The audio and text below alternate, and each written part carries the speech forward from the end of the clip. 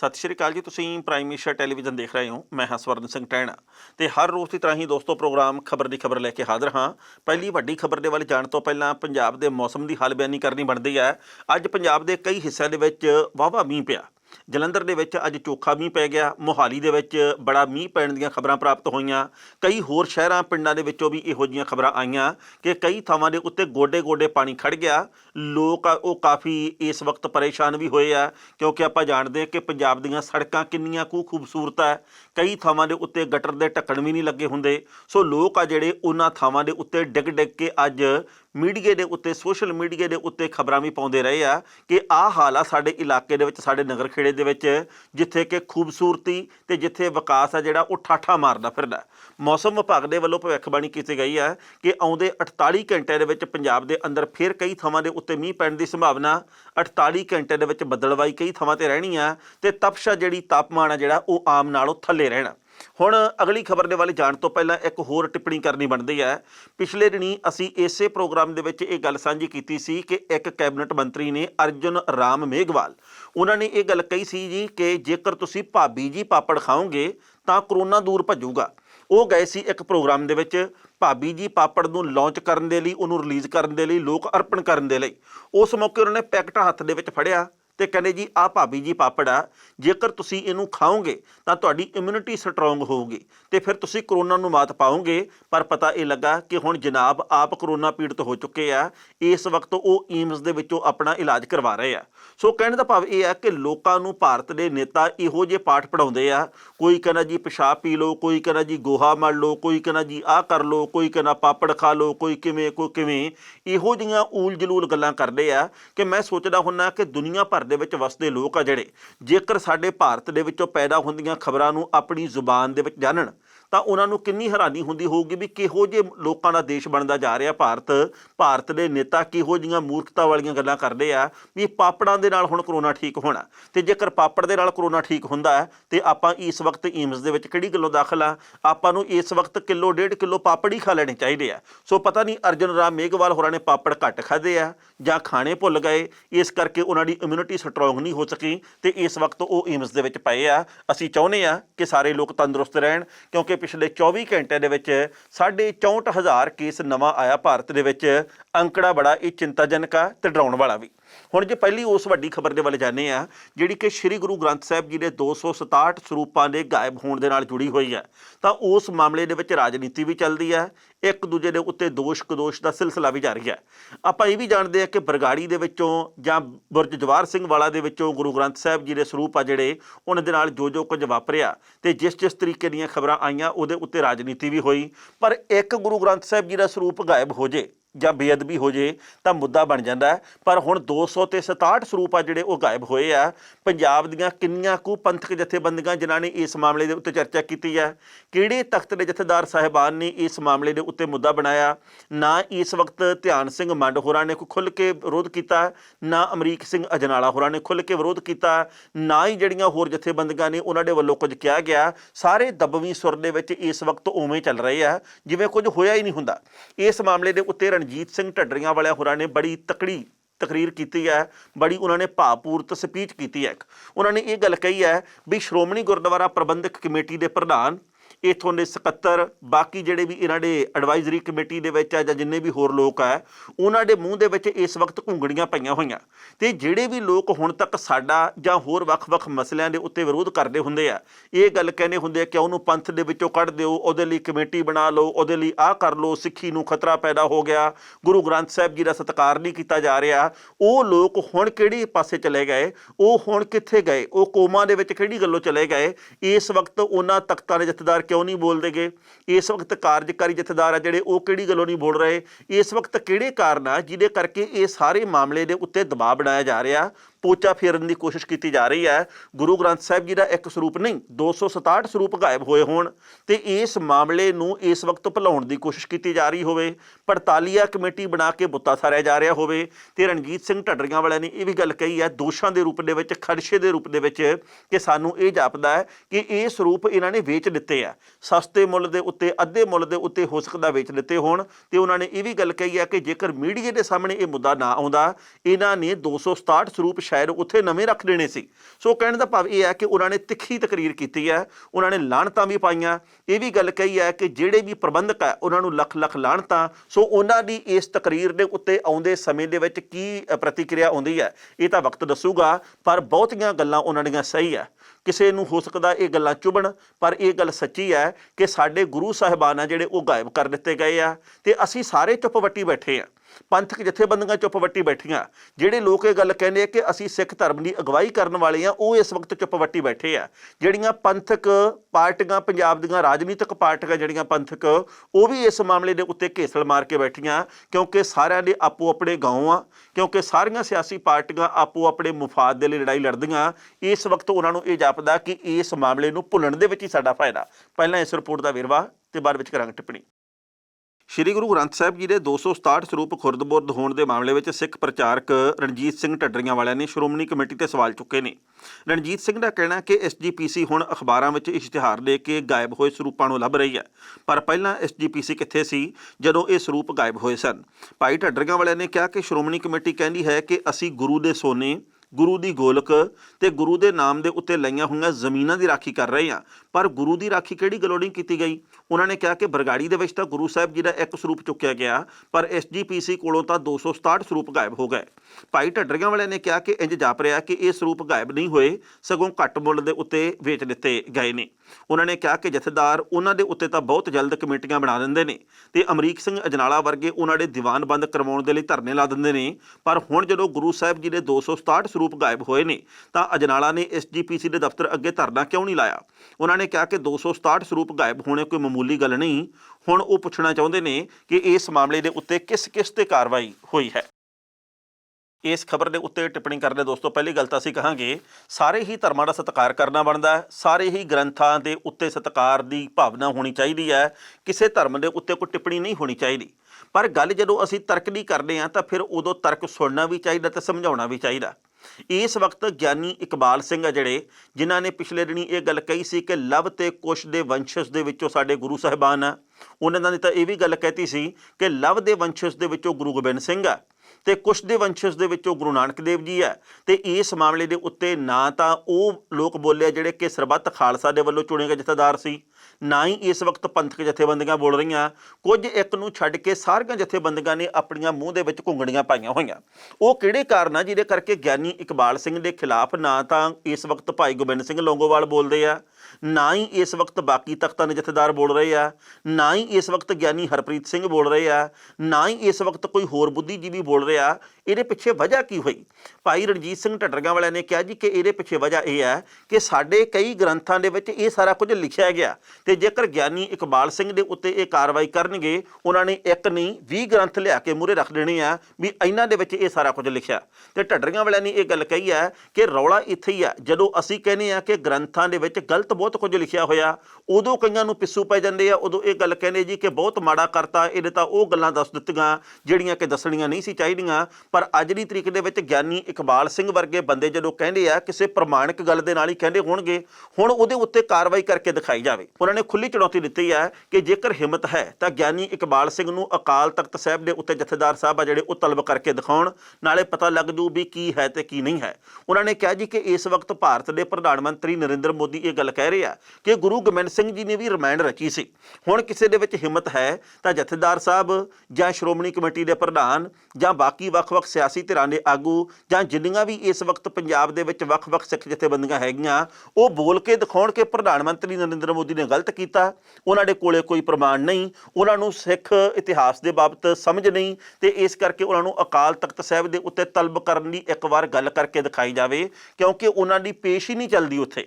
ਤੇ ਢੱਡਰੀਆਂ ਵਾਲਿਆਂ ਨੇ ਕਿਹਾ ਜੀ ਕਿ ਸਾਡੇ ਉੱਤੇ ਪੇਸ਼ ਚੱਲਦੀ ਆ, ਇਸ ਕਰਕੇ ਬੰਦੂਕਾਂ ਲੈ ਕੇ ਤੇ ਸਾਡੇ ਦੀਵਾਨਾਂ ਦੇ ਆਲੇ ਦੁਆਲੇ ਹੋ ਜਾਂਦੇ ਆ, ਅਸੀਂ ਬੰਦ ਕਰਵਾ ਦਿਆਂਗੇ, ਅਸੀਂ ਆਹ ਕਰਵਾ ਦਿਆਂਗੇ। ਹੁਣ ਗਿਆਨੀ ਇਕਬਾਲ ਸਿੰਘ ਦਾ ਘੇਰਾ ਪਾ ਕੇ ਦਿਖਾਉਣ, ਹੁਣ ਸ਼੍ਰੋਮਣੀ ਕਮੇਟੀ ਦੇ ਗੇਟ ਦੇ ਮੂਹਰੇ ਧਰਨਾ ਲਾ ਕੇ ਦਿਖਾਉਣ ਕਿ ਭਾਈ 267 ਸਰੂਪ ਗਾਇਬ ਹੋਏ ਆ। ਜਿੰਨੀ ਦੇਰ ਤੱਕ ਪੜਤਾਲ ਦਾ ਪਤਾ ਨਹੀਂ ਲੱਗਦਾ, ਜਿੰਨੀ ਦੇਰ ਤੱਕ ਕਸੂਰਵਾਰ ਲੱਭ ਕੇ ਨਹੀਂ ਦਿਖਾਉਂਦੇ, ਅਸੀਂ ਉਨੀ ਦੇਰ ਤੱਕ ਧਰਨਾ ਨਹੀਂ ਚੁੱਕਣਾ। ਗੱਲਾਂ ਆਪਣੀ ਥਾਂ ਦੇ ਉੱਤੇ ਉਹਨਾਂ ਦੀਆਂ ਸਹੀ ਆ, ਪਰ ਮੰਨੀਆਂ ਨਹੀਂ ਜਾਣੀਆਂ ਸਾਨੂੰ ਇਸ ਗੱਲ ਦਾ ਵੀ ਪਤਾ, ਕਿਉਂਕਿ ਪੰਜਾਬ ਦੇ ਵਿੱਚ ਧਰਮ ਦੇ ਨਾਂ ਦੇ ਉੱਤੇ ਉਵੇਂ ਹੀ ਰਾਜਨੀਤੀ ਹੁੰਦੀ ਹੈ ਜਿਵੇਂ ਬਾਕੀ ਵੱਖ-ਵੱਖ ਸੂਬਿਆਂ ਦੇ ਵਿੱਚ ਹੋਰ ਧਰਮਾਂ ਦੇ ਨਾਂ ਦੇ ਉੱਤੇ ਰਾਜਨੀਤੀ ਹੁੰਦੀ ਹੈ।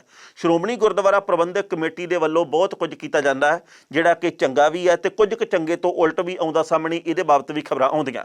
ਪਰ ਸਵਾਲ ਤਾਂ ਆਪਣੀ ਥਾਂ ਦੇ ਉੱਤੇ ਵਾਜਬ ਹੈ ਕਿ ਅਸੀਂ ਕੀ ਸਿਰਫ ਤੇ ਸਿਰਫ ਗੁਰੂ ਦੀ ਗੋਲਕ ਸੰਭਾਲਣ ਵਾਸਤੇ ਆ, ਜਾਂ ਸੋਨਾ ਸੰਭਾਲਣ ਵਾਸਤੇ ਆ, ਕੀ ਜ਼ਮੀਨਾਂ ਸੰਭਾਲਣ ਦੇ ਵਾਸਤੇ ਆ, ਜਾਂ ਅਸੀਂ ਗੁਰੂ ਨੂੰ ਵੀ ਸਾਂਭਣਾ। ਤੇ ਜੇਕਰ ਹੁਣ ਅਖਬਾਰਾਂ ਦੇ ਵਿੱਚ ਇਸ਼ਤਿਹਾਰ ਦੇਣੇ ਪੈ ਰਹੇ ਆ ਕਿ ਸਾਡਾ ਗੁਰੂ ਗਾਇਬ ਹੋ ਗਿਆ, ਜੇਕਰ ਕਿਸੇ ਨੂੰ ਪਤਾ ਹੋਵੇ ਤਾਂ ਸਾਨੂੰ ਦੱਸਿਓ, ਅਸੀਂ ਉਹਦਾ ਨਾਂ ਤੇ ਪਤਾ ਗੁਪਤ ਰੱਖਾਂਗੇ। ਸਵਾਲ ਸੱਚੀ ਮੁੱਚੀ ਬਹੁਤ ਵੱਡੇ ਪੈਦਾ ਕਰਨ ਵਾਲੀ ਇਹ ਗੱਲ ਹੈ। ਇਸ ਵਕਤ ਪੰਜਾਬ ਦੇ ਰਾਜਨੀਤਿਕ ਅਖਾੜੇ ਦੇ ਵਿੱਚੋਂ ਬਹੁਤ ਸਾਰੀਆਂ ਖਬਰਾਂ ਇਹੋ ਜਿਹੀਆਂ ਆ ਰਹੀਆਂ ਜਿਨ੍ਹਾਂ ਦੇ ਉੱਤੇ ਹੈਰਾਨੀ ਵੀ ਹੁੰਦੀ ਹੈ ਤੇ ਜਿਨ੍ਹਾਂ ਬਾਬਤ ਸੋਚ ਕੇ ਇਹ ਵੀ ਮਹਿਸੂਸ ਹੁੰਦਾ ਕਿ ਪੰਜਾਬ ਦੇ ਭਲੇ ਵਾਲੀ ਤਾਂ ਇਹਦੇ ਵਿੱਚ ਕੋਈ ਗੱਲ ਹੈ ਨਹੀਂ। ਕੈਪਟਨ ਅਮਰਿੰਦਰ ਸਿੰਘ ਤੇ ਸੁਨੀਲ ਜਾਖੜ ਦੀ ਵਿਕਟ ਲੈ ਲਈ ਜਾਣੀ ਚਾਹੀਦੀ ਹੈ, ਇਹ ਗੱਲ ਕਹਿੰਦੇ ਨੇ ਪ੍ਰਤਾਪ ਸਿੰਘ ਬਾਜਵਾ ਤੇ ਸ਼ਮਸ਼ੇਰ ਸਿੰਘ ਦੂਲੋਂ। ਪਰ ਉਧਰ ਕੈਪਟਨ ਤੇ ਜਾਖੜ ਦੇ ਵੱਲੋਂ ਇਹ ਗੱਲ ਕਹੀ ਜਾ ਰਹੀ ਹੈ ਕਿ ਇਹਨਾਂ ਦੋਹਾਂ ਨੇ ਅਨੁਸ਼ਾਸਨ ਬਹੁਤ ਵੱਡੇ ਪੱਧਰ ਦੇ ਉੱਤੇ ਭੰਗ ਕੀਤਾ। ਇਸ ਵਕਤ ਪ੍ਰਤਾਪ ਸਿੰਘ ਬਾਜਵਾ ਦੀ ਜਿਹੜੀ ਸਿਕਿਉਰਿਟੀ ਆ, ਸੁਰੱਖਿਆ ਕਰਮਚਾਰੀ ਆ, ਉਹ ਸੂਬੇ ਦੀ ਸਰਕਾਰ ਨੇ ਵਾਪਸ ਲੈ ਲਿਆ ਤੇ ਕੈਪਟਨ ਅਮਰਿੰਦਰ ਸਿੰਘ ਹੋਰਾਂ ਨੇ ਇਸ ਮਾਮਲੇ ਦੇ ਉੱਤੇ ਤਰਕ ਪੇਸ਼ ਕੀਤਾ। ਸੁਖਪਾਲ ਸਿੰਘ ਖਹਿਰਾ ਹੋਰਾਂ ਨੇ ਇਹ ਗੱਲ ਕਹੀ ਹੈ ਕਿ ਕੈਪਟਨ ਅਮਰਿੰਦਰ ਸਿੰਘ ਦੀ ਸਰਕਾਰ ਨੇ ਬਾਜਵਾ ਦੀ ਸਿਕਿਉਰਿਟੀ ਵਾਪਸ ਲੈ ਕੇ ਸੰਕੇਤ ਦਿੱਤਾ ਕਿ ਜੇਕਰ ਭਵਿੱਖ ਦੇ ਵਿੱਚ ਕੋਈ ਵੀ ਸੂਬੇ ਦੀ ਸਰਕਾਰ ਦੇ ਬਾਬਤ ਬੋਲੂਗਾ, ਕੈਪਟਨ ਅਮਰਿੰਦਰ ਸਿੰਘ ਦੇ ਕੰਮਕਾਜ ਕਰਨ ਦੇ ਤਰੀਕਿਆਂ ਦੇ ਉੱਤੇ ਸਵਾਲ ਚੁੱਕੂਗਾ, ਤਾਂ ਉਹਦੀ ਵੀ ਸਿਕਿਉਰਿਟੀ ਇਵੇਂ ਵਾਪਸ ਲਈ ਜਾ ਸਕਦੀ ਹੈ, ਉਹਦੇ ਵੀ ਬਾਕੀ ਵੱਖ-ਵੱਖ ਕੰਮਾਂ ਦੇ ਵਿੱਚ ਵਿਘਨ ਪੈ ਸਕਦਾ। ਇਸ ਕਰਕੇ ਜੋ ਚੱਲਦਾ ਜਿਵੇਂ ਚੱਲਦਾ ਚੁੱਪ ਕਰਕੇ ਉਹਨੂੰ ਬਰਦਾਸ਼ਤ ਕਰੋ, ਉਹਨੂੰ ਮੰਨੀ ਚੱਲੋ। ਸੁਖਪਾਲ ਸਿੰਘ ਖਹਿਰਾ ਨੇ ਕਿਹਾ ਕਿ ਬਾਜਵਾ ਨੇ ਕੁਝ ਗਲਤ ਨਹੀਂ ਕਿਹਾ, ਬਾਜਵਾ ਨੇ ਮੁੱਦੇ ਸਹੀ ਚੁੱਕੇ ਆ, ਬਾਕੀ ਗੱਲਾਂ ਆਪਣੀ ਥਾਂ ਦੇ ਉੱਤੇ, ਪਰ ਫਿਲਹਾਲ ਪ੍ਰਤਾਪ ਸਿੰਘ ਬਾਜਵਾ ਸਹੀ ਹੈ। ਪ੍ਰਤਾਪ ਸਿੰਘ ਬਾਜਵਾ ਦੇ ਹੱਕ ਦੇ ਵਿੱਚ ਆਏ ਨੇ ਸੁਖਪਾਲ ਸਿੰਘ ਖਹਿਰਾ ਤੇ ਉਹਨਾਂ ਨੇ ਇਸ ਬਹਾਨੇ ਦੇ ਵਿੱਚ ਜਾਂ ਇਸ ਮੁੱਦੇ ਦੇ ਰੂਪ ਦੇ ਵਿੱਚ ਕੈਪਟਨ ਅਮਰਿੰਦਰ ਸਿੰਘ ਦੀ ਸੋਚ ਤੇ ਸਰਕਾਰ ਨੂੰ ਘੇਰਿਆ। ਪਹਿਲਾਂ ਇਸ ਰਿਪੋਰਟ ਦਾ ਵੇਰਵਾ ਕਿ ਕੈਪਟਨ ਅਮਰਿੰਦਰ ਸਿੰਘ ਨੇ ਕੀ ਤਰਕ ਦਿੱਤਾ ਕਿ ਪ੍ਰਤਾਪ ਸਿੰਘ ਬਾਜਵਾ ਦੀ ਸਿਕਿਉਰਿਟੀ ਕਿਉਂ ਵਾਪਸ ਲਈ ਗਈ ਹੈ ਤੇ ਬਾਅਦ ਵਿੱਚ ਕਰਾਂਗੇ ਟਿੱਪਣੀ। ਮੁੱਖ ਮੰਤਰੀ ਕੈਪਟਨ ਅਮਰਿੰਦਰ ਸਿੰਘ ਨੇ ਪੰਜਾਬ ਸਰਕਾਰ ਦੇ ਵੱਲੋਂ ਪ੍ਰਤਾਪ ਸਿੰਘ ਬਾਜਵਾ ਦੀ ਸੁਰੱਖਿਆ ਵਾਪਸ ਲੈਣ ਦੇ ਵਿੱਚ ਉਹਨਾਂ ਦੁਆਰਾ ਲਾਏ ਗਏ ਬਦਲਾਖੋਰੀ ਦੇ ਦੋਸ਼ਾਂ ਨੂੰ ਰੱਦ ਕਰ ਦਿੱਤਾ ਹੈ। ਮੁੱਖ ਮੰਤਰੀ ਨੇ ਕਿਹਾ ਕਿ ਇਸ ਸਾਲ ਮਾਰਚ ਮਹੀਨੇ ਦੇ ਵਿੱਚ ਕੇਂਦਰ ਵੱਲੋਂ ਰਾਜ ਸਭਾ ਮੈਂਬਰ ਨੂੰ ਮੁਹੱਈਆ ਕਰਵਾਈ ਗਈ Z ਸ਼੍ਰੇਣੀ ਦੀ ਸੁਰੱਖਿਆ ਮਗਰੋਂ ਸਾਲ 2013 ਦੀ ਸੂਬੇ ਦੀ ਸੁਰੱਖਿਆ ਨੀਤੀ ਦੇ ਮੁਤਾਬਕ ਉਸ ਨੂੰ ਦਰਪੇਸ਼ ਖਤਰੇ ਦੀ ਸਮੇਂ-ਸਮੇਂ ਦੇ ਉੱਤੇ ਕੀਤੀ ਜਾਣ ਵਾਲੀ ਸਮੀਖਿਆ ਦੇ ਉੱਤੇ ਆਧਾਰਿਤ ਇਹ ਆਮ ਪ੍ਰਕਿਰਿਆ ਹੈ। ਮੁੱਖ ਮੰਤਰੀ ਨੇ ਕਿਹਾ ਕਿ ਹਾਲਾਂਕਿ ਉਹਨਾਂ ਦੀ ਸਰਕਾਰ ਕਿਸੇ ਵੀ ਵਿਅਕਤੀ ਨੂੰ ਸਹੀ ਮਾਇਨਿਆਂ ਦੇ ਵਿੱਚ ਜ਼ਰੂਰਤ ਹੋਣ ਤੇ ਹੀ ਸੁਰੱਖਿਆ ਦੇਣ ਤੋਂ ਇਨਕਾਰ ਨਹੀਂ ਕਰੇਗੀ, ਪਰ ਬੇਵਜ੍ਹਾ ਪੁਲਿਸ ਮੁਲਾਜ਼ਮਾਂ ਨੂੰ ਵਿਹਲਾ ਨਹੀਂ ਕਰ ਸਕਦੀ, ਖਾਸ ਕਰਕੇ ਉਸ ਵਕਤ ਜਦੋਂ ਕੋਵਿਡ ਦੀ ਮਹਾਮਾਰੀ ਦਰਮਿਆਨ ਪੁਲਿਸ ਫੋਰਸ ਬਹੁਤ ਨਿਯੰਤਰਣ ਤੇ ਦਬਾਅ ਦੇ ਵਿੱਚੋਂ ਗੁਜ਼ਰ ਰਹੀ ਹੈ। ਕੈਪਟਨ ਅਮਰਿੰਦਰ ਸਿੰਘ ਨੇ ਕਿਹਾ ਕਿ ਉਹਨਾਂ ਦੀ ਸਰਕਾਰ ਕੇਂਦਰ ਤੇ ਸੂਬਾ ਸਰਕਾਰ ਵੱਲੋਂ ਕੀਤੇ ਜਾਂਦੇ ਖਤਰੇ ਦੇ ਮੁਲਾਂਕਣ ਦੇ ਮੁਤਾਬਕ ਬਾਦਲਾਂ ਨੂੰ ਸੁਰੱਖਿਆ ਖਤਰੇ ਦੇ ਸੰਕੇਤ ਦੇ ਮੱਦੇਨਜ਼ਰ ਸੁਰੱਖਿਆ ਪ੍ਰਦਾਨ ਕਰਦੀ ਰਹੀ ਹੈ ਤੇ ਕਰ ਵੀ ਰਹੀ ਹੈ। ਉਹਨਾਂ ਨੇ ਕਿਹਾ ਕਿ ਇਸ ਸੰਬੰਧੀ ਬਾਜਵਾ ਦੀ ਸ਼ਿਕਾਇਤ ਹੋਛੀ ਤੇ ਬੇਮਾਇਨਾ ਹੈ ਤੇ ਨਾ ਹੀ ਇਹ ਤੱਥਾਂ ਦੇ ਉੱਤੇ ਆਧਾਰਿਤ ਹੈ। ਮੁੱਖ ਮੰਤਰੀ ਨੇ ਕਿਹਾ ਕਿ ਬਾਦਲਾਂ ਨੂੰ ਦਰਪੇਸ਼ ਵੱਧ ਖਤਰੇ ਦੇ ਮੱਦੇਨਜ਼ਰ ਉਹਨਾਂ ਨੂੰ ਭਾਰਤ ਸਰਕਾਰ ਦੇ ਗ੍ਰਹਿ ਵਿਭਾਗ ਦੇ ਵੱਲੋਂ ਦਿੱਤੀ ਜਾਂਦੀ Z+ ਸੁਰੱਖਿਆ ਤੋਂ ਇਲਾਵਾ ਪੰਜਾਬ ਪੁਲਿਸ ਵੱਲੋਂ ਵੀ ਸੁਰੱਖਿਆ ਮੁਹੱਈਆ ਕਰਵਾਈ ਗਈ ਹੈ। ਉਹਨਾਂ ਨੇ ਕਿਹਾ ਕਿ ਬਾਜਵਾ ਤੇ ਬਾਦਲਾਂ ਦੇ ਮਾਮਲੇ ਦਰਮਿਆਨ ਕੋਈ ਤੁਲਨਾ ਨਹੀਂ ਹੋ ਸਕਦੀ, ਕਿਉਂਕਿ ਉਹਨਾਂ ਨੂੰ ਦੇਸ਼ ਦੇ ਵਿੱਚ ਕਿਸੇ ਵੀ ਦਹਿਸ਼ਤਗਰਦੀ ਜਥੇਬੰਦੀ ਵੱਲੋਂ ਦਰਪੇਸ਼ ਕਿਸੇ ਖਤਰੇ ਸੰਬੰਧੀ ਕੋਈ ਵਿਸ਼ੇਸ਼ ਸੂਹ ਦੀ ਅਣਹੋਂਦ ਕਰਕੇ ਪੰਜਾਬ ਸਰਕਾਰ ਦੀ ਸੁਰੱਖਿਆ ਲੈਣ ਦੀ ਸ਼੍ਰੇਣੀਬੱਧ ਨਹੀਂ ਹੈ। ਉਹਨਾਂ ਨੇ ਕਿਹਾ ਕਿ ਪੰਜਾਬ ਪੁਲਿਸ ਦੀ ਖੁਫੀਆ ਸੂਚਨਾ ਵਿੱਚ ਇਹ ਦਰਸਾਇਆ ਗਿਆ ਕਿ ਬਾਜਵਾ ਇੱਕ ਸੰਸਦ ਮੈਂਬਰ ਦੇ ਨਾਤੇ ਸਿਰਫ ਅਹੁਦੇ ਦੀ ਸੁਰੱਖਿਆ ਦੇ ਹੱਕਦਾਰ ਨੇ, ਜਿਵੇਂ ਕਿ ਮੰਤਰੀ ਮੰਡਲ ਵੱਲੋਂ ਸਾਲ 2013 ਦੇ ਵਿੱਚ ਮਨਜ਼ੂਰ ਕੀਤੀ ਸੂਬਾਈ ਸੁਰੱਖਿਆ ਨੀਤੀ ਵਿੱਚ ਦਰਜ ਹੈ। ਇਸ ਖਬਰ ਦੇ ਉੱਤੇ ਟਿੱਪਣੀ ਕਰਦੇ ਦੋਸਤੋ, ਪਹਿਲੀ ਗੱਲ ਤਾਂ ਅਸੀਂ ਕਹਾਂਗੇ ਇਹ ਤਾਂ ਗੱਲ ਬੜੀ ਸਾਫ਼ ਤੇ ਸਪਸ਼ਟ ਆ ਜਿਹੜੀ ਕਿ ਸਭ ਦੇ ਸਮਝ ਆ ਰਹੀ ਹੈ ਕਿ ਇਸ ਵਕਤ ਹੀ ਕਿਉਂ ਪ੍ਰਤਾਪ ਸਿੰਘ ਬਾਜਵਾ ਦੀ ਸੁਰੱਖਿਆ ਛਤਰੀ ਪੰਜਾਬ ਦੀ ਸਰਕਾਰ ਵੱਲੋਂ ਵਾਪਸ ਲਈ ਗਈ ਹੈ। ਹਾਲਾਂਕਿ ਉਹਨਾਂ ਦੇ ਕੋਲੇ ਬਾਜਵਾ ਹੋਰਾਂ ਦੇ ਕੋਲੇ ਕੇਂਦਰ ਦੀ ਸੁਰੱਖਿਆ ਵੀ ਹੈ। ਪਿਛਲੇ ਦਿਨੀ ਅਸੀਂ ਇੱਕ ਮੁਲਾਕਾਤ ਕੀਤੀ ਸੀ ਪ੍ਰਾਈਮ ਏਸ਼ੀਆ TV ਦੇ ਉੱਤੇ ਪ੍ਰਤਾਪ ਸਿੰਘ ਬਾਜਵਾ ਦੇ ਨਾਲ ਚੱਜ ਦਾ ਵਿਚਾਰ ਦੇ ਵਿੱਚ, ਉਦੋਂ ਵੀ ਉਹਨਾਂ ਨੇ ਇਹ ਗੱਲ ਕਹੀ ਸੀ ਕਿ ਮੇਰੀ ਜਿਹੜੀ ਸੁਰੱਖਿਆ ਛਤਰੀ ਆ ਉਹ ਹਟਾ ਦਿੱਤੀ ਗਈ ਸੀ। ਉਸ ਤੋਂ ਬਾਅਦ ਸਾਡੀ ਜੋ ਪਾਰਲੀਮੈਂਟ ਦੇ ਵਿੱਚ ਨੇਤਾ ਨੇ ਸਾਡੇ, ਉਹਨਾਂ ਦੇ ਵੱਲੋਂ ਅਮਿਤ ਸ਼ਾਹ ਨੂੰ ਚਿੱਠੀ ਲਿਖੀ ਗਈ ਸੀ, ਉਸ ਤੋਂ ਬਾਅਦ ਮੇਰੀ ਸਿਕਿਉਰਿਟੀ ਵਾਪਸ ਆ ਗਈ ਸੀ। ਪਰ ਜੋ ਪੰਜਾਬ ਦੀ ਸਰਕਾਰ ਦੇ ਵੱਲੋਂ ਇਸ ਵਕਤ ਸੁਰੱਖਿਆ ਛਤਰੀ ਵਾਪਸ ਲਈ ਗਈ ਹੈ, ਇਹਦੇ ਉੱਤੇ ਸਵਾਲ ਉੱਠਣੇ ਕੁਦਰਤੀ ਵੀ ਹੈ। ਭਾਵੇਂ ਕਿ ਕੈਪਟਨ ਅਮਰਿੰਦਰ ਸਿੰਘ ਨੇ ਇਹ ਗੱਲ ਕਹੀ ਹੈ ਜੀ ਕਿ ਇਹ ਨਿਯਮਾਂ ਦੇ ਮੁਤਾਬਕ ਆ, ਸਮੀਖਿਆ ਦੇ ਮੁਤਾਬਕ ਸਭ ਕੁਝ ਕੀਤਾ ਗਿਆ, ਪਰ ਇਸ ਵੇਲੇ ਹੀ ਕਿਉਂ ਕੀਤਾ ਗਿਆ? ਸਵਾਲਾਂ ਨਾਲ ਸਵਾਲ ਤਾਂ ਇਹ ਹੈ, ਜੇ ਇਸ ਤੋਂ 3 ਮਹੀਨੇ ਪਹਿਲਾਂ ਇਹ ਸਾਰਾ ਕੁਝ ਹੋ ਜਾਂਦਾ ਤਾਂ ਵੀ ਗੱਲ ਸਮਝ ਪੈਂਦੀ ਸੀ। 4 ਮਹੀਨੇ ਬਾਅਦ ਸਾਰਾ ਕੁਝ ਹੋ ਜਾਂਦਾ ਤਾਂ ਵੀ ਗੱਲ ਸਮਝ ਪੈਂਦੀ ਸੀ ਕਿ ਇਹ ਭਾਈ ਇੱਕ ਪ੍ਰਕਿਰਿਆ ਦਾ ਹਿੱਸਾ, ਪ੍ਰਕਿਰਿਆ ਦੇ ਮੁਤਾਬਕ ਸੁਰੱਖਿਆ ਨਹੀਂ ਸੀ ਦੇਣੀ ਬਣਦੀ ਤੇ ਜੇਕਰ ਦਿੱਤੀ ਆ ਤਾਂ ਵਾਪਸ ਲੈ ਲਈ। ਪਰ ਜਦੋਂ ਪ੍ਰਤਾਪ ਸਿੰਘ ਬਾਜਵਾ ਨੇ ਮੋਰਚਾ ਖੋਲ੍ਹਿਆ ਤੇ ਇਹ ਗੱਲ ਕਹੀ ਕਿ ਕੈਪਟਨ ਅਮਰਿੰਦਰ ਸਿੰਘ ਤਾਂ ਇਸ ਵਕਤ ਬਹੁਤ ਹੀ ਪੰਜਾਬ ਨੂੰ ਬਲਦੀ ਦੇ ਬੂਥੇ ਦੇ ਵਿੱਚ ਪਾਉਣ ਵਾਲੇ ਆ, ਉਹਨਾਂ ਨੇ 3.5 ਵਰ੍ਹਿਆਂ 'ਚ ਕੁਝ ਨਹੀਂ ਕੀਤਾ। ਜ਼ਹਿਰੀਲੀ ਸ਼ਰਾਬ ਦੇ ਮਾਮਲੇ ਦੀ CBI ਦੇ ਕੋਲੋਂ ਜਾਂਚ ਕਰਵਾਉਣੀ ਚਾਹੀਦੀ ਹੈ। ਦੂਲੋਂ ਤੇ ਬਾਜਵਾ ਹੋਰਾਂ ਨੇ ਜਾ ਕੇ VP ਸਿੰਘ ਬਦਨੌਰ ਨੂੰ ਮੰਗ ਪੱਤਰ ਦਿੱਤਾ ਕਿ ਪੰਜਾਬ ਦੇ ਵਿੱਚ ਇਸ ਮਸਲੇ ਦੀ CBI ਜਾਂਚ ਹੋਵੇ। ਉਸ ਵਕਤ ਹੀ ਅਚਾਨਕ ਉਹਨਾਂ ਦੀ ਸੁਰੱਖਿਆ ਛਤਰੀ ਪੰਜਾਬ ਦੀ ਸਰਕਾਰ ਵੱਲੋਂ ਵਾਪਸ ਕਿਉਂ ਲਈ ਜਾਂਦੀ ਹੈ, ਇਹਦੇ ਉੱਤੇ ਸਵਾਲ ਉੱਠਣੇ ਕੁਦਰਤੀ ਵੀ ਹੈ ਤੇ ਸਵਾਲ ਉੱਠ ਵੀ ਰਹੇ ਆ। ਹਾਲਾਂਕਿ ਅਸੀਂ ਇਹ ਚਾਹੁੰਦੇ ਹਾਂ ਕਿ ਸੁਰੱਖਿਆ ਦੇ ਉੱਤੇ ਭਾਵੇਂ ਉਹ ਕੋਈ ਵੀ ਨੇਤਾ, ਭਾਵੇਂ ਮੁੱਖ ਮੰਤਰੀ ਹੈ ਤੇ ਭਾਵੇਂ MLA ਤੇ ਭਾਵੇਂ ਚੇਅਰਮੈਨ ਆ, ਉਹਨਾਂ ਦੇ ਉੱਤੇ ਖਰਚਾ ਨਾ ਕੀਤਾ ਜਾਵੇ, ਬੇਲੋੜਾ ਖਰਚਾ। ਵਿਦੇਸ਼ਾਂ ਦੇ ਵਿੱਚ ਕਹਿੰਦੇ ਕਹਾਉਂਦੇ ਮੰਤਰੀ ਜਿਹੜੇ ਕਿ ਵੱਖ-ਵੱਖ ਵਿਭਾਗਾਂ ਦੇ ਕੇਂਦਰੀ ਮੰਤਰੀ ਆ, ਉਹਨਾਂ ਦੇ ਨਾਲ ਕੋਈ ਸੁਰੱਖਿਆ ਕਰਮਚਾਰੀ ਨਹੀਂ ਹੁੰਦਾ। ਪਰ ਪੰਜਾਬ ਦੇ ਵਿੱਚ ਕਈ ਥਾਵਾਂ ਦੇ ਉੱਤੇ ਸਰਪੰਚਾਂ ਦੇ ਨਾਲ ਵੀ ਅਸੀਂ ਸੁਰੱਖਿਆ ਕਰਮਚਾਰੀ ਦੇਖਦੇ ਹਾਂ। ਕਈ ਲੋਕ ਆਪਦੇ ਉੱਤੇ ਆਪੇ ਹਮਲਾ ਕਰਵਾਉਂਦੇ ਆ ਵੀ ਸਾਨੂੰ ਸੁਰੱਖਿਆ ਕਰਮਚਾਰੀ ਮਿਲ ਜਾਣ। ਇਹੋ ਜਿਹੇ ਕਈ ਲੋਕ ਪਿਛਲੇ ਕੁਝ ਕੁ ਸਮੇਂ ਦੇ ਵਿੱਚ ਨੰਗੇ ਵੀ ਹੋਏ ਲੁਧਿਆਣਾ ਖੇਤਰ ਨਾਲ ਸੰਬੰਧਿਤ। ਸੋ ਲੋੜ ਤਾਂ ਇਸ ਵਕਤ ਇਸ ਗੱਲ ਦੀ ਹੈ ਕਿ ਪੁਲਿਸ ਕਰਮਚਾਰੀ ਤਨਖਾਹ ਲੈਂਦੇ ਆ ਲੋਕਾਂ ਦੇ ਵੱਲੋਂ ਦਿੱਤੇ ਗਏ ਟੈਕਸ ਤੇ। ਪੁਲਿਸ ਕਰਮਚਾਰੀ ਲੋਕਾਂ ਦੀ ਜਾਨ ਤੇ ਮਾਲ ਦੀ ਹਿਫਾਜ਼ਤ ਵਾਸਤੇ ਵਚਨਬੱਧ ਹੈ। ਕਈ ਪੁਲਿਸ ਕਰਮਚਾਰੀ ਬਹੁਤ ਤਨਦੇਹੀ ਨਾਲ ਕੰਮ ਕਰਦੇ ਆ, ਪਰ ਸਿਰਫ ਨੰਬਰ ਬਣਾਉਣ ਦੇ ਚੱਕਰ ਦੇ ਵਿੱਚ, ਸਿਰਫ ਲੰਬੜਦਾਰੀ ਦੇ ਚੱਕਰ ਦੇ ਵਿੱਚ, ਸਿਰਫ ਟੌਰ ਟੱਪੇ ਦੇ ਚੱਕਰ ਦੇ ਵਿੱਚ, ਆਪਣੇ ਆਪ ਨੂੰ VIP ਦਰਸਾਉਣ ਦੇ ਚੱਕਰ ਦੇ ਵਿੱਚ ਪੁਲਿਸ ਕਰਮਚਾਰੀਆਂ ਨੂੰ ਨਾਲ ਲੈ ਕੇ ਫਿਰਨਾ, ਇਹ ਕਿੱਥੋਂ ਦੀ ਸਿਆਣਪ ਵਾਲੀ ਗੱਲ ਹੈ। ਇਸ ਵਕਤ ਜ਼ਰੂਰਤ ਇਹ ਹੈ ਕਿ ਜੇਕਰ ਅਸੀਂ ਸੇਵਾ ਕਰਦੇ ਹਾਂ ਰਾਜਨੀਤੀ ਦੇ ਨਾਂ ਦੇ ਉੱਤੇ ਤਾਂ ਫਿਰ ਸੇਵਾਦਾਰ ਰਿਹਾ ਜਾਵੇ ਤੇ ਸੇਵਾਦਾਰ ਆ ਜਿਹੜੇ ਉਹ ਸਰਕਾਰੀ ਖਜ਼ਾਨੇ ਦੇ ਉੱਤੇ ਬੋਝ ਨਹੀਂ ਬਣਦੇ ਹੁੰਦੇ। ਇਸੇ ਪ੍ਰੋਗਰਾਮ ਦੇ ਵਿੱਚ ਅਸੀਂ ਪਿਛਲੇ ਦਿਨੀ ਇਹ ਗੱਲ ਕਹੀ ਸੀ ਕਿ ਆਉਣ ਵਾਲਾ ਸਮਾਂ ਚੇਤੇ ਜ਼ਰੂਰ ਰੱਖੂਗਾ ਕਿ ਅਤੀਤ ਦੇ ਵਿੱਚ ਕੀ ਕੁਝ ਹੋਇਆ ਵਾਪਰਿਆ। ਜਦੋਂ ਭਾਰਤ ਦੇ ਵਿੱਚ ਲੋਕ ਕਰੋਨਾ ਨਾਲ ਮਰ ਰਹੇ ਸੀ, ਜਦੋਂ ਹਰ ਰੋਜ਼ ਸੈਂਕੜੇ ਹਜ਼ਾਰਾਂ ਮੌਤਾਂ ਹੋ ਰਹੀਆਂ ਸੀ, ਜਦੋਂ ਹਰ ਰੋਜ਼ 1.5 ਲੱਖ ਤੋਂ ਵੱਧ ਲੋਕ ਆ ਜਿਹੜੇ ਉਹ ਪੀੜਤ ਆ ਰਹੇ ਸੀਗੇ 24 ਘੰਟਿਆਂ ਦੇ ਵਿੱਚ, ਤਾਂ ਪ੍ਰਧਾਨ ਮੰਤਰੀ ਸਾਹਿਬ ਕਿਸੇ ਹਸਪਤਾਲ ਦਾ ਨੀਂਹ ਪੱਥਰ ਰੱਖਣ ਦੀ ਥਾਂ ਦੇ ਉੱਤੇ, ਵੈਂਟੀਲੇਟਰ ਕੇਂਦਰ ਬਣਾਉਣ ਦੀ ਥਾਂ ਦੇ ਉੱਤੇ, ਹੋਰ ਆਈਸੋਲੇਸ਼ਨ ਸੈਂਟਰਾਂ ਦੇ ਵੱਲ ਖਿਆਲ ਕਰੇ ਤੋਂ ਬਿਨਾਂ ਇੱਕ ਧਾਰਮਿਕ ਸਥਾਨ ਦਾ ਨੀਂਹ ਪੱਥਰ ਰੱਖਣ ਦੇ ਵਿੱਚ ਮਸਰੂਫ ਸੀ। ਉਹ ਇਹ ਗੱਲ ਕਹਿੰਦੇ ਸੀ ਕਿ ਧਾਰਮਿਕਤਾ ਦੇ ਨਾਲ ਸਾਰਾ ਮਸਲਾ ਹੱਲ ਹੋ ਜਾਂਦਾ ਹੈ, ਜਦ ਕਿ ਜਿਨ੍ਹਾਂ ਨੇ ਇਹ ਗੱਲ ਕਹੀ ਤੇ ਉਹ ਆਪ ਵੀ ਕਈ ਥਾਵਾਂ ਦੇ ਉੱਤੇ ਕਰੋਨਾ ਪੀੜਤ ਪਾਏ ਗਏ। ਹਾਲਾਂਕਿ ਸਭਨਾਂ ਧਰਮਾਂ ਦਾ ਸਤਿਕਾਰ ਕਰਨਾ ਬਣਦਾ, ਪਰ ਜੇ ਇਹ ਗੱਲ ਕਹੀ ਜਾਵੇ ਕਿ ਕਰੋਨਾ ਖਤਮ ਹੋ ਜਾਣਾ ਇੱਕ ਗੁਰਦੁਆਰਾ ਖੜਾ ਕਰ ਲਓ, ਕਰੋਨਾ ਖਤਮ ਹੋ ਜਾਊਗਾ ਪਹਿਲਾਂ ਮਸਜਿਦ ਬਣਾ ਲਓ, ਕਰੋਨਾ ਖਤਮ ਹੋ ਜੂ ਪਹਿਲਾਂ ਗਿਰਜਾ ਘਰ ਬਣਾ ਲਓ, ਤਾਂ ਇਹ ਗੱਲਾਂ ਸ਼ੋਭਦੀਆਂ ਨਹੀਂ। ਇਹਨਾਂ ਗੱਲਾਂ ਦੀ ਕੋਈ ਤੁਕ ਨਹੀਂ ਬਣਦੀਗੀ। ਧਰਮ ਆਪਣੀ ਥਾਂ ਦੇ ਉੱਤੇ, ਤਰਕ ਆਪਣੀ ਥਾਂ ਦੇ ਉੱਤੇ ਤੇ ਇਸ ਵਕਤ ਵਿਗਿਆਨ ਆ ਜਿਹੜਾ ਉਹ ਆਪਣੀ ਥਾਂ ਦੇ ਉੱਤੇ ਕੰਮ ਕਰਦਾ। ਪਰ ਜਿਸ ਤਰੀਕੇ ਨਾਲ ਭਾਰਤ ਦੇ ਪ੍ਰਧਾਨ ਮੰਤਰੀ ਸਾਹਿਬ ਨੇ ਪਹਿਲ ਦਿੱਤੀ ਹੈ ਧਾਰਮਿਕ ਥਾਂ ਦੇ ਨੀਂਹ ਪੱਥਰ ਨੂੰ, ਉਸ ਤੋਂ ਬਾਅਦ ਇੱਕ ਨਵੀਂ ਖਬਰ ਆ ਗਈ ਹੈ ਕਿ ਇਕੱਲੇ ਸਾਡੇ ਦੇਸ਼ ਦੇ ਪ੍ਰਧਾਨ ਮੰਤਰੀ ਇਹੋ ਜਿਹੇ ਨਹੀਂ ਆ। ਸ਼੍ਰੀਲੰਕਾ ਦੇ ਇੱਕ ਮੰਤਰੀ ਨੇ ਪਿਛਲੇ ਦਿਨੀ ਕਿਹਾ ਸੀ ਕਿ ਰਾਵਣ ਆ ਜਿਹੜਾ ਉਹ ਭਾਰਤ ਦਾ ਪਹਿਲਾ ਪਾਇਲਟ ਸੀ, ਦੁਨੀਆ ਦਾ ਪਹਿਲਾ ਪਾਇਲਟ ਸੀ, ਕਿਉਂਕਿ ਉਹਨੇ ਸਭ ਤੋਂ ਪਹਿਲਾਂ ਜਹਾਜ਼ ਉਡਾਇਆ ਸੀ। ਹੁਣ ਤੱਕ ਅਸੀਂ ਰਾਈਟ ਭਰਾਵਾਂ ਦੇ ਵੱਲੋਂ ਕੀਤੀ ਗਈ ਇਹ ਜਹਾਜ਼ ਦੀ ਖੋਜ ਤੇ ਉਡਾਣ ਦੀ ਗੱਲ ਕਰਦੇ ਹਾਂ, ਪਰ ਉਹਨਾਂ ਨੇ ਕਿਹਾ ਸੀ ਵੀ ਰਾਵਣ ਨੇ ਸਭ ਤੋਂ ਪਹਿਲਾਂ ਜਹਾਜ਼ ਉਡਾਇਆ। ਹੁਣ ਨੇਪਾਲ ਦੇ ਪ੍ਰਧਾਨ ਮੰਤਰੀ ਨੇ ਓਲੀ, ਉਹਨਾਂ ਨੇ ਇਹ ਗੱਲ ਕਹੀ ਹੈ ਜੀ ਕਿ ਭਾਰਤ ਦੇ ਵੱਲੋਂ ਤਾਂ ਨਕਲੀ ਅਯੋਧਿਆ ਬਣਾਈ ਗਈ ਹੈ, ਨਕਲੀ ਹੈ ਜਿਹੜਾ ਉਹ ਸਾਰਾ ਕੁਝ ਰਾਗ ਅਲਾਪਿਆ ਜਾ ਰਿਹਾ। ਅਸੀਂ ਦੁਸਹਿਰੇ ਦੇ ਮੌਕੇ ਭੂਮੀ ਪੂਜਨ ਕਰਾਂਗੇ ਤੇ ਅਸੀਂ ਅਸਲੀ ਅਯੋਧਿਆ ਤੇ ਅਸਲੀ ਰਾਮ ਮੰਦਰ ਬਣਾਵਾਂਗੇ। ਅਸੀਂ ਸਾਰਾ ਕੁਝ ਅਸਲੀ ਕਰਦੇ ਹੁੰਨੇ ਆ, ਯਾਨੀ ਕਿ ਇੱਧਰ ਹੀ ਨਹੀਂ ਉਧਰਲੇ ਪਾਸੇ ਵੀ ਇਉਂ ਚੱਲਦਾ। ਪਹਿਲਾਂ ਇਸ ਰਿਪੋਰਟ ਦਾ ਵੇਰਵਾ, ਬਾਅਦ ਵਿੱਚ ਕਰਾਂਗੇ ਟਿੱਪਣੀ। ਭਾਰਤ ਦੇ ਨਾਲ ਰਿਸ਼ਤਿਆਂ ਦੀ ਗੱਲ ਕਰਨ ਦੀ ਜਗ੍ਹਾ ਨੇਪਾਲ ਦੇ ਪ੍ਰਧਾਨ ਮੰਤਰੀ KP ਸ਼ਰਮਾ ਓਲੀ ਅਯੋਧਿਆ ਦੇ ਮੁੱਦੇ ਨੂੰ ਭੜਕਾਉਣ ਦੇ ਵਿੱਚ ਲੱਗੇ ਹੋਏ ਨੇ। ਪਿਛਲੇ ਦਿਨੀ ਭਾਰਤ ਦੇ ਵਿੱਚ ਰਾਮ ਮੰਦਰ ਦੀ ਨੀਂਹ ਰੱਖੀ ਗਈ। ਹੁਣ ਨੇਪਾਲ ਦੇ PM ਨੇ ਫੈਸਲਾ ਕੀਤਾ ਕਿ ਉਹਨਾਂ ਦੇ ਦੇਸ਼ ਦੇ ਵਿੱਚ ਵੀ ਇੱਕ ਰਾਮ ਮੰਦਰ ਹੋਵੇਗਾ। ਓਲੀ ਨੇ ਪਿਛਲੇ ਦਿਨੀ ਦਾਅਵਾ ਕੀਤਾ ਸੀ ਕਿ ਅਸਲੀ ਅਯੋਧਿਆ ਨੇਪਾਲ ਦੇ ਵਿੱਚ ਹੈ ਤੇ ਭਾਰਤ ਨਕਲੀ ਅਯੋਧਿਆ ਦਾ ਨਿਰਮਾਣ ਕਰ ਰਿਹਾ। ਹੁਣ ਓਲੀ ਨੇ ਨੇਪਾਲ ਦੇ ਵਿੱਚ ਰਾਮ ਜਨਮ ਭੂਮੀ ਅਯੋਧਿਆ ਧਾਮ ਦਾ ਨਿਰਮਾਣ ਕਰਨ ਦਾ ਫੈਸਲਾ ਕਰ ਲਿਆ। ਨੇਪਾਲ ਦੀ ਇੱਕ ਏਜੰਸੀ ਦੇ ਮੁਤਾਬਕ ਓਲੀ ਨੇ ਵਿਸ਼ਾਲ ਸਮਾਰੋਹ ਦੀ ਯੋਜਨਾ ਤਿਆਰ ਕਰ ਲਈ ਹੈ। ਮਾਸਟਰ ਪਲਾਨ ਦੇ ਤਹਿਤ ਅਯੋਧਿਆਪੁਰੀ ਦੇ ਵਿੱਚ ਪ੍ਰੋਗਰਾਮ ਹੋਣਗੇ, ਜਿਸ ਨੂੰ ਭਗਵਾਨ ਰਾਮ ਦੀ ਜਨਮ ਸਥਾਨ ਵਾਲੀ ਭੂਮੀ ਦੱਸਿਆ ਜਾ ਰਿਹਾ। ਇਸ ਮੌਕੇ ਤੇ ਇੱਥੇ ਭਗਵਾਨ ਸ਼੍ਰੀ ਰਾਮ, ਲక్ష్మణ, ਮਾਤਾ ਸੀਤਾ ਤੇ ਹਨੂਮਾਨ ਦੀਆਂ ਮੂਰਤੀਆਂ ਦੀ ਸਥਾਪਨਾ ਕੀਤੀ ਜਾਵੇਗੀ। ਇਸ ਦੇ ਨਾਲ ਹੀ ਨੇਪਾਲ ਦੇ ਵਿੱਚ ਰਾਮਨੌਮੀ ਮਨਾਈ ਜਾਵੇਗੀ। ਓਲੀ ਨੇ ਬਾਲੂਵਾਟਰ ਸਥਿਤ ਆਪਣੀ ਰਿਹਾਇਸ਼ ਦੇ ਉੱਤੇ ਸ਼ਨੀਵਾਰ ਨੂੰ ਇਸ ਨਾਲ ਜੁੜੇ ਮਹੱਤਵਪੂਰਨ ਨਿਰਦੇਸ਼ ਚਿਤਵਣ ਦੀ ਮੈਡੀ ਨਗਰਪਾਲਿਕਾ ਦੇ ਮੁਖੀ ਤੇ ਬਾਕੀ ਪ੍ਰਤੀਨਿਧੀਆਂ ਨੂੰ ਜਾਰੀ ਕਰ ਦਿੱਤੇ ਨੇ। ਓਲੀ ਨੇ ਇਸ ਸਾਲ ਦੁਸਹਿਰੇ ਦੇ ਮੌਕੇ ਭੂਮੀ ਪੂਜਣ ਦੀ ਯੋਜਨਾ ਬਣਾਈ ਹੈ। ਨਾਲ ਹੀ ਉਹਨਾਂ ਨੇ ਕਿਹਾ ਕਿ ਅਯੋਧਿਆ ਧਾਮ ਦਾ ਨਿਰਮਾਣ ਵੀ ਸ਼ੁਰੂ ਹੋ ਜਾਵੇਗਾ।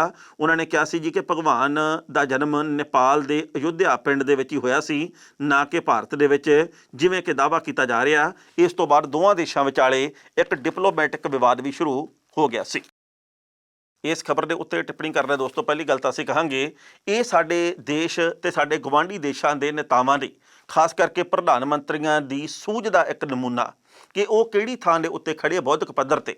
ਕਦੇ ਕਦੇ ਇਉਂ ਲੱਗਦਾ ਵੀ ਬਾਕੀ ਤਾਂ ਭਾਰਤ, ਨੇਪਾਲ, ਸ਼੍ਰੀਲੰਕਾ ਦੇ ਸਾਰੇ ਮਸਲੇ ਹੱਲ ਹੋ ਗਏ, ਬਸ ਧਰਮ ਦੇ ਮਸਲੇ ਬਾਕੀ ਆ, ਉਹ ਹੱਲ ਕਰਨੇ ਬਾਕੀ ਸੀ, ਹੁਣ ਆਪਾਂ ਇਹਨਾਂ ਦੇ ਵਿੱਚ ਮਸਰੂਫ ਆ। ਜੇ ਤਾਂ ਸਾਰੇ ਮਸਲੇ ਭਾਰਤ ਦੇ ਵਿੱਚ ਬਾਕੀ ਹੱਲ ਹੋ ਗਏ ਆ ਤਾਂ ਧਰਮ ਦੀਆਂ ਗੱਲਾਂ ਭਾਵੇਂ 24 ਘੰਟੇ ਕਰੋ, ਪਰ ਜੇਕਰ ਲੋਕਾਂ ਦੀ ਰੋਟੀ ਦੇ ਨਾਲ, ਲੋਕਾਂ ਦੀ ਸਿਹਤ ਦੇ ਨਾਲ, ਲੋਕਾਂ ਦੀ ਕੁੱਲੀ ਗੁੱਲੀ ਤੇ ਜੁੱਲੀ ਨਾਲ ਸੰਬੰਧਿਤ ਤੁਹਾਡੇ ਕੋਲ ਮਸਲੇ ਨਹੀਂ ਹੱਲ ਹੁੰਦੇ, ਤਾਂ ਫਿਰ ਤੁਸੀਂ ਉਹਨਾਂ ਮਸਲਿਆਂ ਨੂੰ ਹੱਲ ਕਰਨ ਦੀ ਥਾਂ ਦੇ ਉੱਤੇ ਧਰਮ ਧਰਮ ਧਰਮ ਕਿਹੜੀ ਗੱਲੋਂ ਕਰੀ ਜਾਂਦੇ ਆ। ਧਰਮ ਮਨੁੱਖ ਦਾ ਇੱਕ ਨਿੱਜੀ ਮਸਲਾ, ਇਹ ਉਹਦੀ ਆਪਣੀ ਆਜ਼ਾਦ ਸ਼ਖਸੀਅਤ ਦਾ ਮਸਲਾ। ਕਿਹਨੇ ਕਿਹੜੇ ਧਰਮ ਨੂੰ ਮੰਨਣਾ ਤੇ ਕਿਹੜੇ ਪ੍ਰਸੰਗ ਦੇ ਵਿੱਚ ਮੰਨਣਾ, ਇਹ ਕੋਈ ਜ਼ਰੂਰੀ ਨਹੀਂ ਕਿ ਮੇਰੇ ਮੁਤਾਬਕ ਤੁਸੀਂ ਚੱਲੋ, ਤੁਹਾਡੇ ਮੁਤਾਬਕ ਮੈਂ ਚੱਲਾਂ। ਹੋ ਸਕਦਾ ਮੈਂ ਕਿਸੇ ਧਰਮ ਨੂੰ ਨਾ ਮੰਨਦਾ ਹੋਵਾਂ, ਹੋ ਸਕਦਾ ਮੈਂ ਸਾਰਿਆਂ ਨੂੰ ਮੰਨਦਾ ਹੋਵਾਂ। ਇਸੇ ਤਰੀਕੇ ਦੇ ਨਾਲ ਨੇਪਾਲ ਦੇ ਵਿੱਚ ਵੀ ਆ ਮੂਰਖਮਤੀਆਂ ਕੀਤੀਆਂ ਜਾ ਰਹੀਆਂ, ਤੇ ਇਸੇ ਤਰੀਕੇ ਨਾਲ ਸ਼੍ਰੀਲੰਕਾ ਦੇ ਵਿੱਚ ਵੀ ਆ। ਚਾਹੀਦਾ ਇਹ ਹੈ ਕਿ ਅਸੀਂ ਇਸ ਵਕਤ ਬਿਹਤਰੀਨ ਮਨੁੱਖ ਸਾਬਤ ਹੋਈਏ, ਅਸੀਂ ਇਸ ਵਕਤ ਲੋਕਾਂ ਦੇ ਪ੍ਰਤੀ ਫਰਜ਼ ਆ ਜਿਹੜੇ ਉਹ ਆਪਣੇ ਨਿਭਾਉਣ ਦੀ ਕੋਸ਼ਿਸ਼ ਕਰੀਏ, ਜਿਹੜੇ ਕਿ ਨਹੀਂ ਕੀਤੇ ਜਾ ਰਹੇ। ਖਬਰਾਂ ਦੇ ਉੱਤੇ ਵਿਚਾਰ ਚਰਚਾ ਹੋਰ ਵੀ ਕੀਤੀ ਜਾ ਸਕਦੀ ਸੀ, ਪਰ ਜੋ ਵਕਤ ਦੀ ਘਾਟ ਹੈ ਰੁਕਣ ਦਾ ਇਸ਼ਾਰਾ ਕਰ ਰਹੀ ਹੈ। ਕੱਲ੍ਹ ਨੂੰ ਇਸੇ ਵੇਲੇ ਖਬਰ ਦੀ ਖਬਰ ਲੈ ਕੇ ਫਿਰ ਹਾਜ਼ਰ ਹੋਵਾਂਗੇ। ਉਦੋਂ ਤੱਕ ਲਈ ਆਗਿਆ ਦਿਓ। ਬਹੁਤ ਬਹੁਤ ਮਿਹਰਬਾਨੀ।